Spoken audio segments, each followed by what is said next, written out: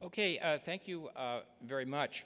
I'm going to take the issue of racial preferences and sort of globalize it, or look at the international scene, and then bring it back to the American scene.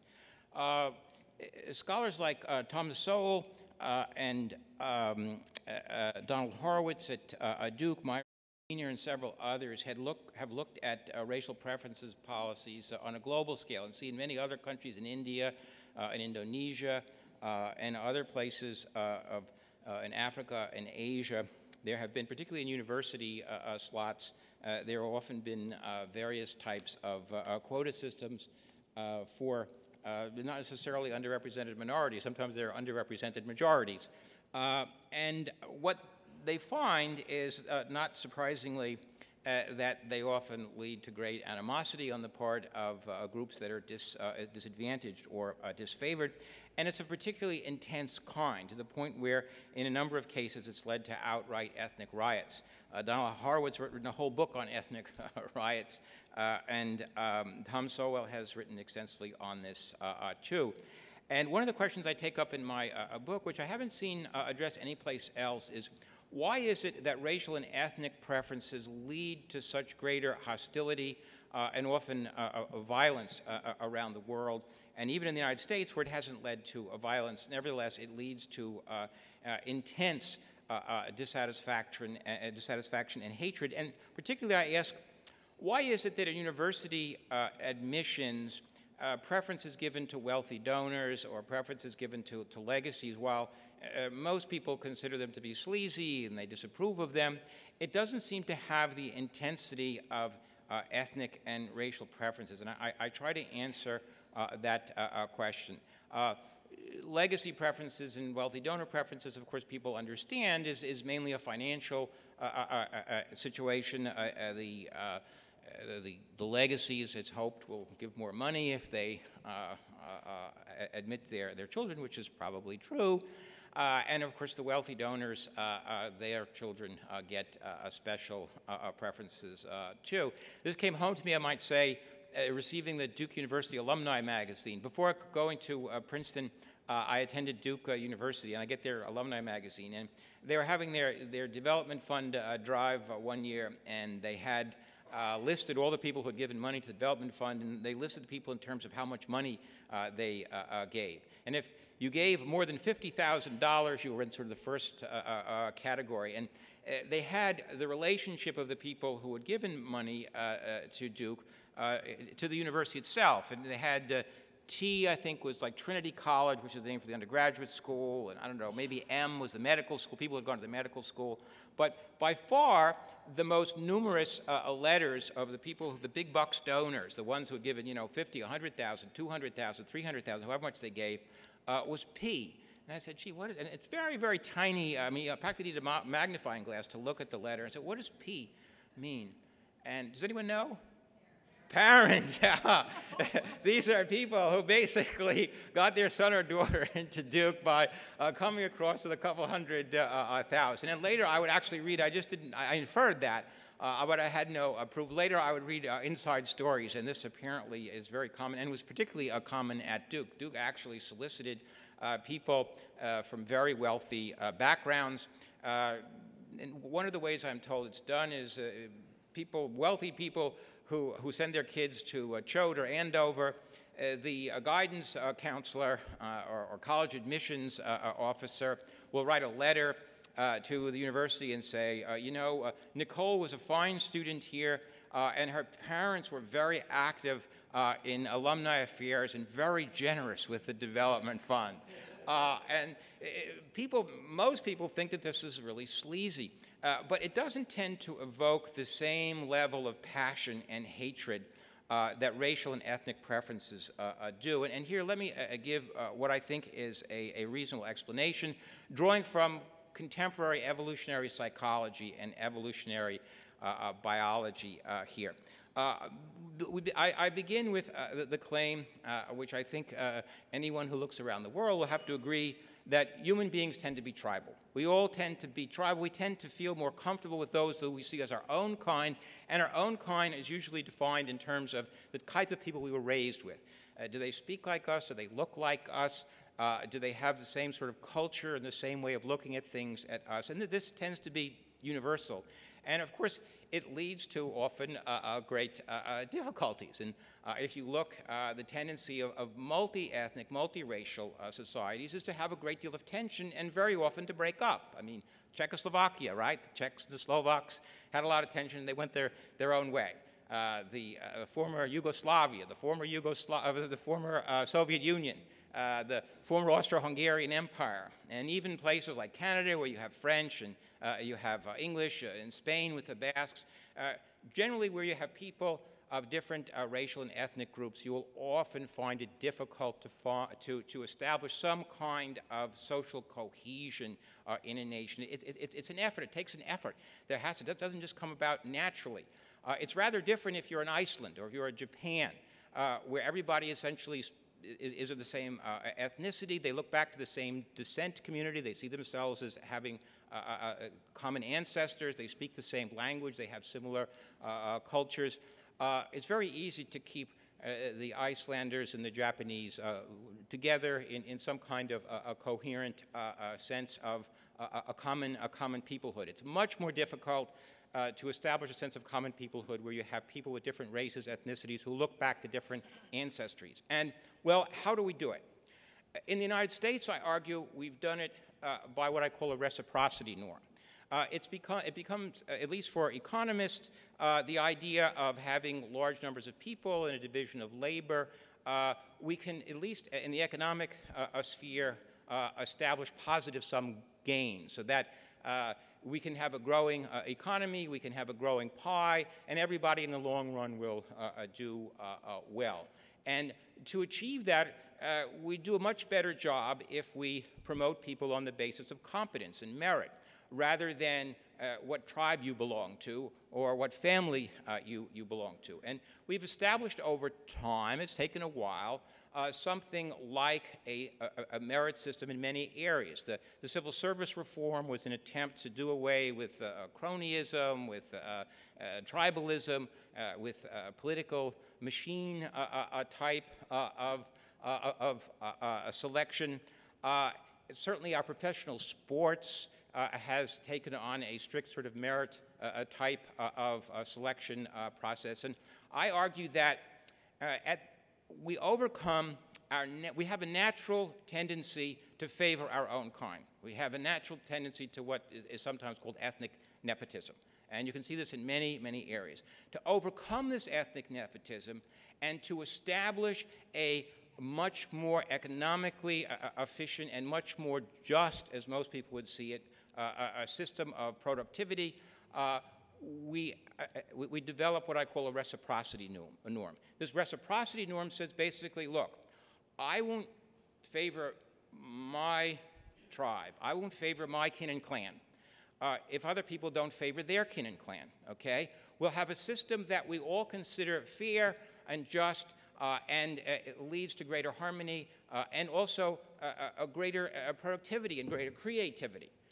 This reciprocity norm is one I think is a very linchpin that holds together, or at least one of the linchpins that hold together a society as demographically diverse as the United States, a society that has so many people of so many different races and ethnicities.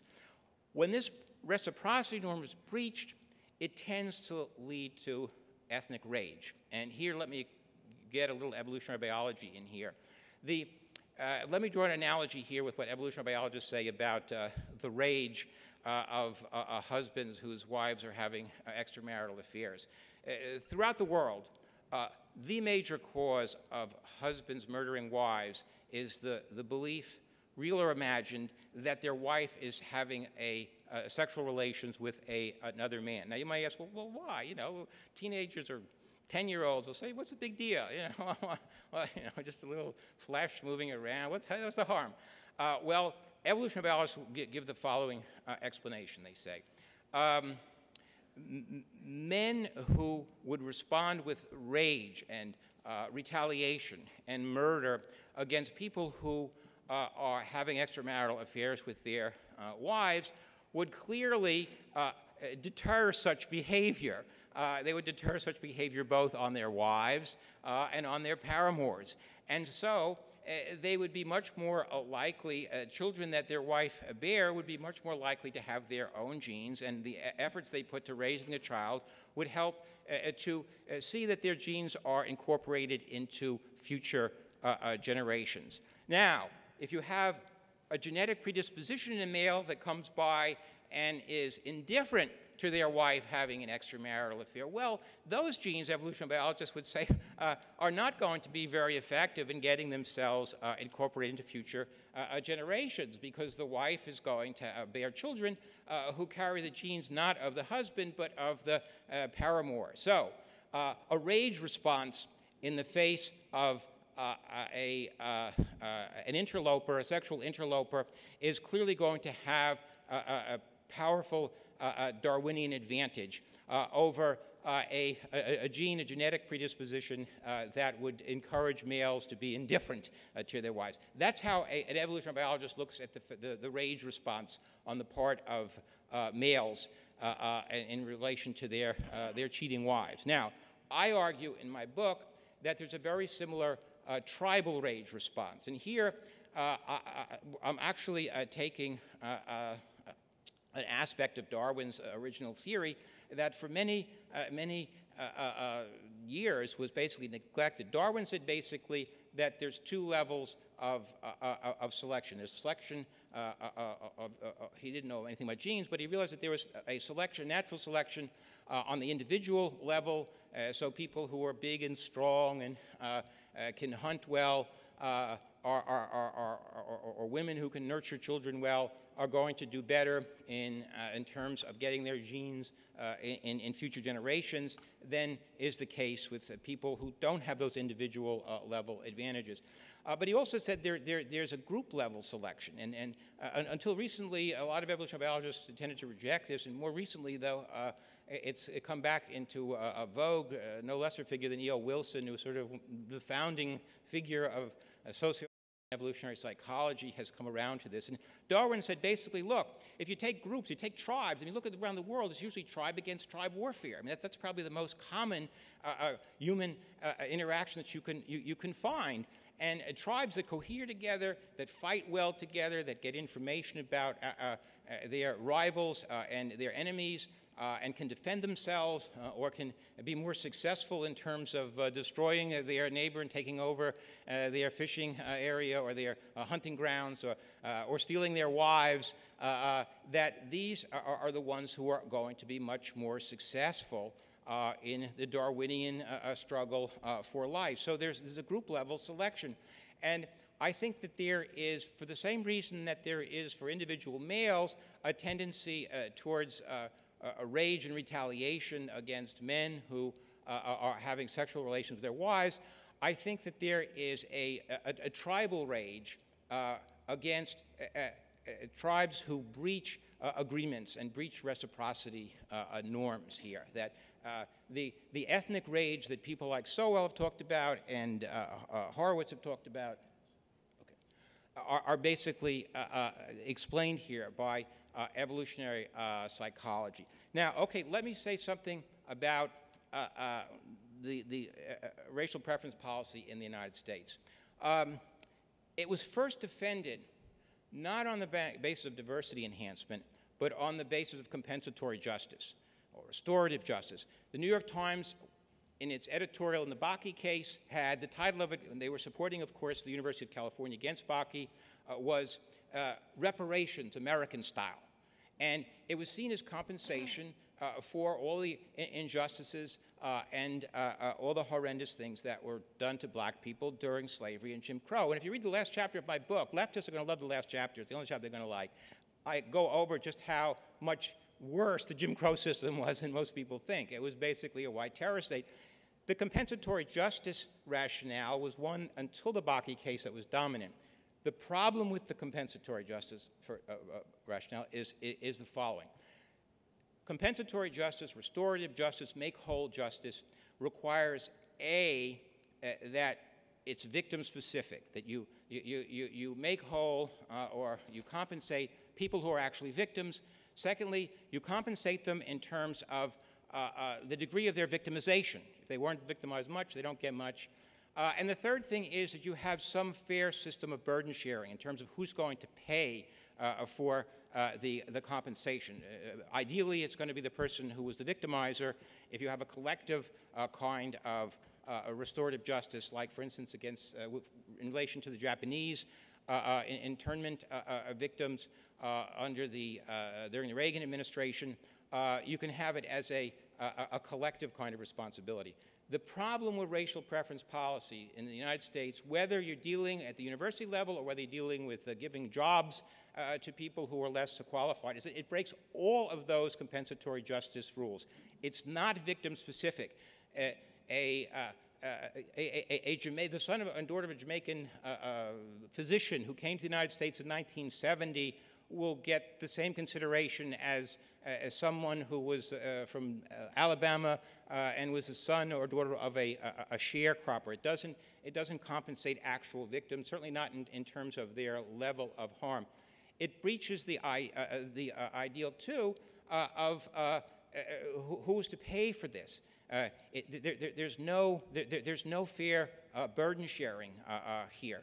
And to give a contrast, in the Japanese compensation law was called the Civil Liberties Act of 1988.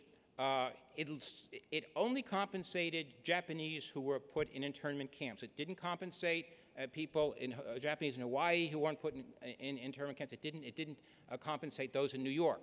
Only those who were actually put in concentration camps. They set up a commission to find these people, give them $20,000 each, and it was fair burden sharing. It didn't go to pick people out random and say, you're going to pay $20,000. They said, we're going to take this from the public treasury. And one of the reasons why there's such hostility and why I think the compensatory justice rationale for racial preference policy breaks down is because it ignores all of these principles of just compensation here. And if I had more time, I'd go over diversity and what's wrong with the diversity rationale. But maybe during the Q&A, I can say a couple words about that. OK, thank you.